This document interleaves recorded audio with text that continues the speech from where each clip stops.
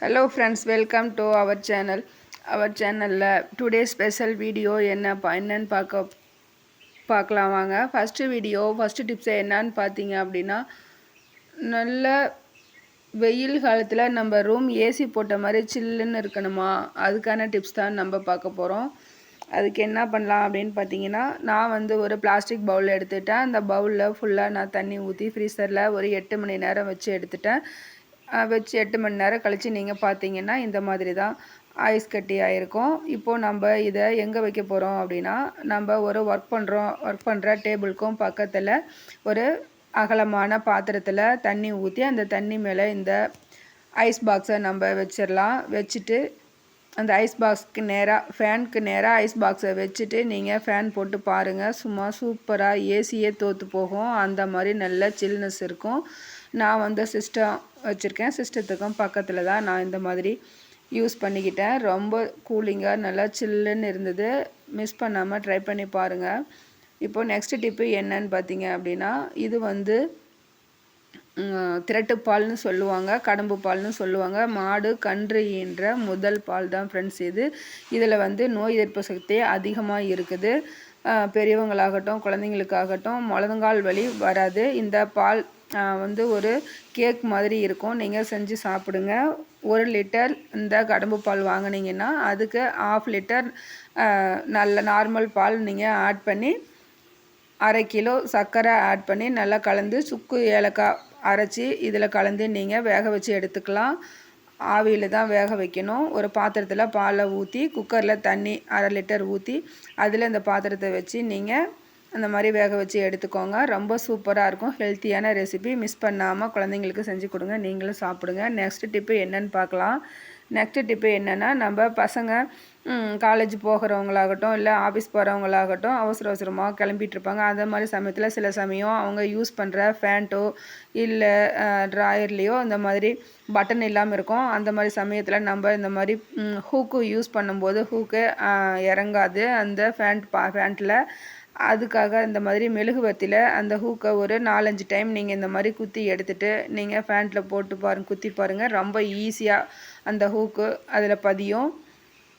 Next tip என்னன்னு பார்த்தீங்கன்னா, நம்ம சிஸ்டம்லாம் யூஸ் பண்ணாலும் சரி, டிவியாக இருந்தாலும் சரி, அந்த மாதிரிலாம் யூஸ் பண்ணிகிட்டு இருக்கும்போது அதில் நிறைய இந்த காற்று பட்டு நிறைய அழுக்குகள் டஸ்ட்டெல்லாம் ஒட்டி இருக்கும். அதை ஈஸியாக எப்படி ரிமூவ் பண்ணலான்னு பார்க்கலாம். இந்த மாதிரி ஒரு ஸ்பேச்சுலா எடுத்துக்கோங்க.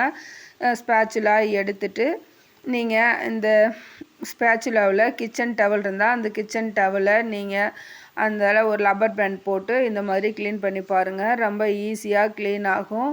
நான் வந்து சிஸ்டம், டிவி, இந்த கீபேடு இதெல்லாம் இதில் தான் நான் க்ளீன் பண்ணி எடுத்துட்டேன். ரொம்ப ஈஸியாக சூப்பராக நல்லா க்ளீன் ஆச்சு. இந்த டிப்ஸும் உங்களுக்கு ரொம்ப யூஸ்ஃபுல்லாக இருக்கும் ஃப்ரெண்ட்ஸ். ட்ரை பண்ணி பாருங்கள். அடிக்கடி 2 நாளைக்கு 2 days ஒன்ஸ் நம்ம இந்த மாதிரி க்ளீன் பண்ணி நம்ம எடுத்துக்கிட்டோம்னா எந்த டஸ்ட்டும் இருக்காது. நம்ம யூஸ் பண்ணுற பொருளும் ரொம்ப சூப்பராக இருக்கும். நம்ம இதுக்காக ஷாப்க்கெலாம் எடுத்துகிட்டு போய் நம்ம இது பண்ணணும் அப்படிங்கிற சர்வீஸ் அதிகமாக பண்ணுற வேலையே இருக்காது. நம்மளே க்ளீனாக சூப்பராக நம்ம வச்சுக்கலாம். நான் இந்த மாதிரி தான் க்ளீன் பண்ணி எடுத்துக்கிட்டேன். பாருங்கள் எவ்வளோ சூப்பராக புதுசு மாதிரி இருக்குது. இந்த டிப்ஸு உங்களுக்கு ரொம்ப யூஸ்ஃபுல்லாக இருக்கும்னு நினைக்கிறேன். இப்போ பாருங்கள், நான் அந்த டவலு லப்பர் பேண்ட் எடுத்து காமிக்கிறேன். எவ்வளோ டஸ்ட்டு இருந்துச்சுன்னு நீங்களே பாருங்கள். இப்போ தான் என்னோடய சேனலை முதல் முறையாக நீங்கள் பார்க்குறீங்க அப்படின்னா சப்ஸ்கிரைப் பண்ணிக்கோங்க. சப்ஸ்கிரைப் பண்ணிவிட்டு பக்கத்தில் இருக்கிற ரெட் கலர் பட்டனை ப்ரெஸ் பண்ணி ஆளுங்கிற பெல் ஐக்கானையும் கிளிக் பண்ணிக்கோங்க. அப்போ தான் நான் போடுற வீடியோஸ் எல்லாம் உங்களுக்கு நோட்டிஃபிகேஷனில் வரும். உங்களுக்கு வீடியோ பிடிச்சிருந்தா உங்கள் ஃப்ரெண்ட்ஸுக்கும் ஃபேமிலி மெம்பர்ஸ்க்கும் ஷேர் பண்ணி என்னோடய ஸ்மால் சேனலுக்கு சப்போர்ட் பண்ணுங்கள். சப்போர்ட் பண்ணவங்களுக்கும் பண்ண போகிறவங்களுக்கும் ரொம்ப தேங்க்ஸ் ஃப்ரெண்ட்ஸ். இப்போது நெக்ஸ்ட் டிப்பு என்னென்னு பார்க்கலாம். ரொம்ப எஃபெக்டிவான டிப்ஸ் இது. கரப்பான் பூச்சி.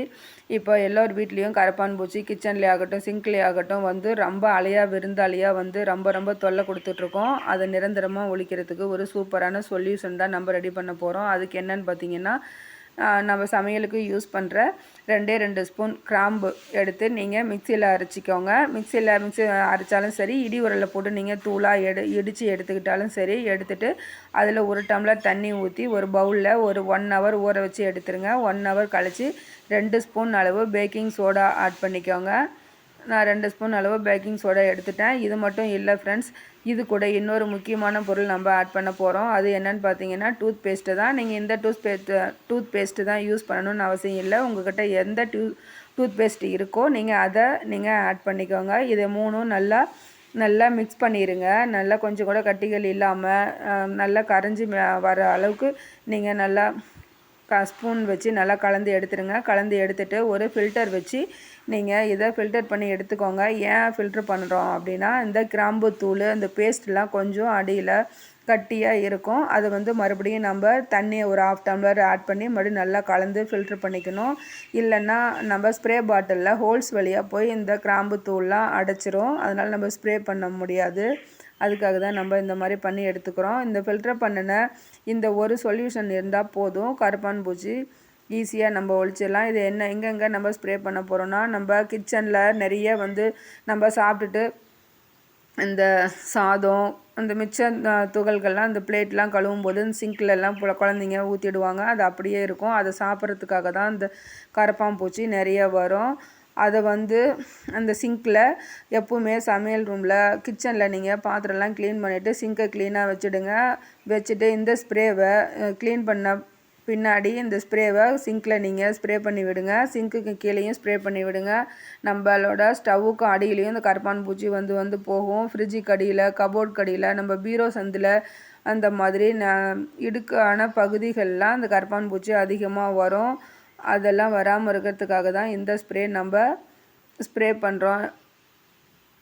இப்போ நான் சொல்லியிருக்கேன் எல்லா இடத்துலையும் இந்த ஸ்ப்ரேவை நீங்கள் ஸ்ப்ரே பண்ணி பாருங்கள். கரப்பான் பூச்சி வராது. எங்கள் வீட்லேயே நிறையா இருந்தது. நான் அந்த ஸ்ப்ரே யூஸ் பண்ணேன். இப்போ என்னோடய கிச்சனில் அதிகம் இல்லை. நீங்களும் ட்ரை பண்ணி பாருங்கள். ட்ரை பண்ணி பார்த்துட்டு உங்களோட ஃபீட்பேக்கை கமெண்ட்டில் சொல்லுங்கள்.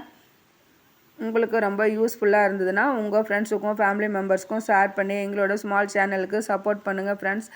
இது வரைக்கும் எங்களோட வீடியோவை பொறுமையாக பார்த்த அனைவருக்கும் மிக்க நன்றி.